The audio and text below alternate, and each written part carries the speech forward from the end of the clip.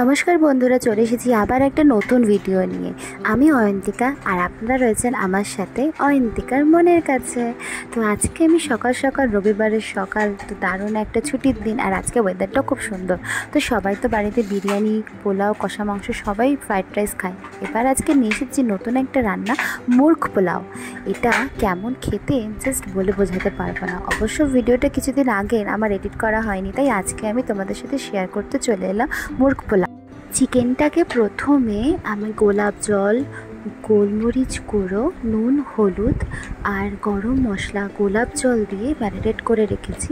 গোবিন্দভোগ চালটাকে ধুয়ে ঝরিয়ে রেখেছি। এদিকে গোটা গরম মশলা, জায়ফল, জয়ত্রী, সাজিরে, সামরিচ, বড় এলাচ দিয়ে গরম করে রাখছি। আর আমি 20 টাকার মতো কাঠবাদাম কিনে রেখেছিলাম। প্রথমে পেঁয়াজের বেরেস্তা বানিয়ে নেবো। তো গরম তেলে পেঁয়াজ দিয়ে বেরেস্তাগুলো বানিয়ে নিলাম। অন্যদিকে আরেকটা কড়াইতে তেল গরম করে নেব। তেল গরম করার পর তাতে গোটা গরম মশলা, জয়ত্রী, জয়ফল, তেজপাতা, লবঙ্গ, এলাচ, এগুলো সব দিয়ে ভালো করে নেড়ে ছেড়ে গরম করে নেব। শীতকালে কিন্তু এই খাবারগুলো খেতে বেশ ভালো লাগে, কারণ বেশি পেট গরমও হয় না, বদহজমও হয় না। কিন্তু এখন তো গরম পড়ে গেছে, তাই একটু ঠান্ডা বা বর্ষাকাল বা বৃষ্টি হলে না, তবে কিন্তু এই খাবারগুলো খেতে বেশ মজা লাগে। আচ্ছা, এরপর তেলের মধ্যে দিয়ে দেবো চেরা কয়েকটা কাঁচা লঙ্কা, আদা রসুনের পেস্ট। এবার ভালোভাবে এটাকে কষাতে থাকবো। একটুখানি কষানো হয়ে গেলে ম্যারিনেট করা যে মাংসগুলো ছিল সেগুলোকে দিয়ে এবার নেড়ে ছেড়ে কষাবো। সামান্য করে উষ্ণ গরম জল দিতে থাকবো আর ঢাকা দিয়ে দেবো। এইভাবেই 10 মিনিট মাংসটাকে ভালোভাবে কষিয়ে নেব। তারপরে টক দইটাকে ফেটিয়ে নেব ক্রিমের মতো করে। তো টক দইটাকে দিয়ে দিলাম। দেওয়ানোর পর তারপরে আবার কষাতে থাকবো। সামান্য একটুখানি গরম জল দেব আর দিয়ে দেবো সেই যে বেরেস্তা করা যে পেঁয়াজগুলো, সেগুলো। তো ভাজা পেঁয়াজগুলো দিয়ে নেড়ে ছেড়ে এবার ঢাকা দিয়ে আবার একটুখানি কষিয়ে নেব। তারপরে কষানো হয়ে গেলে তার উপরে দিয়ে দেবো 2 চামচের মতো গরম মশলা। গরম মশলা দিয়ে দেওয়ার পর কিন্তু বেশি আর কষাবো না, বেশি আর আঁচও দেবো না। এটা কিন্তু পুরোপুরি মিডিয়াম আঁচেই রান্না হবে। দেখুন কি সুন্দর কালার চলে এসেছে আর মাংস কিন্তু কষা হয়ে গেছে। তো আস্তে আস্তে তেলটা ছাড়তে শুরু করেছে। এবার দিয়ে দেবো ফ্রেশ ক্রিম। তো 3 চামচের মতো আমি ফ্রেশ ক্রিম দিয়ে দিলাম। ফ্রেশ ক্রিম তো এখন অ্যাভেলেবেল, আমুল ফ্রেশ ক্রিম, তো সেটাই দিয়ে দিয়েছি। আর দিয়ে দেবো দুধ। তো এই দুধ কিন্তু কাঁচা দুধ নয়, দুধটাকে নিয়ে এসে গরম করে ঠান্ডা করে নিয়েছি, তারপর দুধটাকে দিয়েছি, দিয়ে তারপর কষিয়ে নেব। হয়ে গেল। এবার ঢাকা দিয়ে হয়ে গেছে আমার মুরগ পোলাওয়ের মাংস কষানোটা। আর এবার একদিকে কি করব, এই যে মুরগ পোলাও যে করেছি, এই যে কষা মাংসটা, এই কষা মাংসর যে এক্সট্রা যে তেলগুলো বাঁচবে, সেই তেলগুলোকে কিন্তু তুলে রেখে দেবো। এই তেল দিয়ে আরেকটা জিনিস বানানো হবে। তো আস্তে আস্তে তেলগুলোকে একটা বাটিতে তুলে রেখে দিচ্ছি। যদি এই তেলের সাথে একটু যদি গ্রেভিও উঠে যায়, অসুবিধা নেই, এই গ্রেভি নিয়ে নিলেও কোনো অসুবিধা হবে না।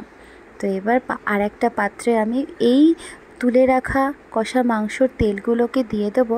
দেওয়ার পর তাতে দিয়ে দেবো তেজপাতা, গরম মশলা, যার মধ্যে থাকবে বড় এলাচ, ছোটো এলাচ, লবঙ্গ, জয়ত্রী আর দারুচিনি। এবার এটাকে মিডিয়াম আঁচে ভালো করে গরম করতে থাকবো।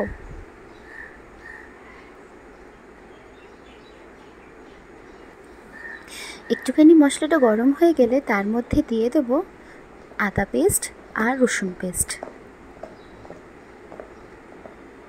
ব্যাস, এবার আবার কষাতে থাকো মিডিয়াম আছে। এবার আমি এটাকে ভালো করে কষিয়ে নেব। কষিয়ে নেবার পর দিয়ে দেবো চেরা কাঁচা লঙ্কা। হ্যাঁ, মোরগ পোলাওটা একটু ঝাল ঝাল খেলে বেশ ভালোই লাগে। আর ওই যে প্রথমে ঝরিয়ে রাখা যে গোবিন্দভোগ চালগুলো ছিল, সেগুলোকে দিয়ে এবার একটু নেড়ে ছেড়ে নেব। গোবিন্দভোগ চাল এই পোলাও রান্না করা কিন্তু বিশ্বাস করুন আমার পক্ষে খুব ঝামেলা। আমি কখনো হিসাবই বুঝতে পারি না, কিন্তু মা বলে দিয়েছে 1 কেজি চালে 2 লিটার জল, মানে যতটুকু চাল হবে তার ডবল হবে জল। তো আমার এখানে ছিল 2 বাটি, মেপে নিয়েছিলাম 2 বাটি আমার গোবিন্দভোগ চাল। তো তাতে আমি দিয়েছিলাম 4 বাটি জল। কিন্তু প্রথমবার যারা রান্না করবেন তারা কিন্তু 4 বাটি জল দেবেন না, 4 বাটির হয়তো হাফ কাপ কম জল দেবেন। তাতে কি হবে, জিনিসটা খুব ভালো হবে।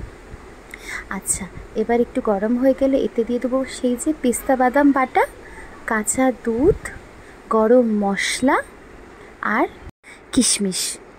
এগুলোকে দিয়ে এবার ভালোভাবে নেড়ে ছেড়ে সামান্য একটুখানি নুন দিয়ে দেবো। এটা নিজেদের স্বাদ অনুসারে দেবেন। নেড়ে ছেড়ে নিয়ে ঢাকা দিয়ে দেবো। ব্যাস